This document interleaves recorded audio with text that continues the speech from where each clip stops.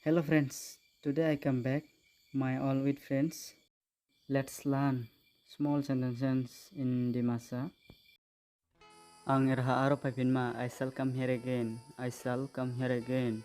Ang siti reba, I have written the letter. I have written the letter. Ibuke sereklaiba, who has done it? Who has done it?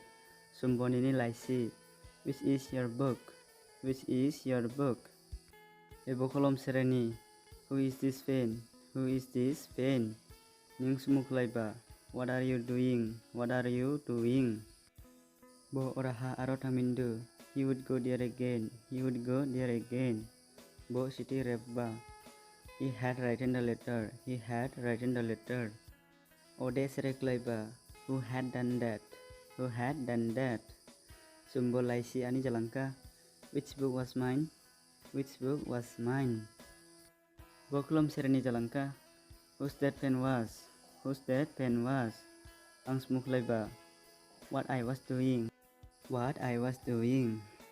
Thanks for watching. If you like this video, do like and subscribe. And tell me more in the comment section that how did you feel. Thank you. Bye bye.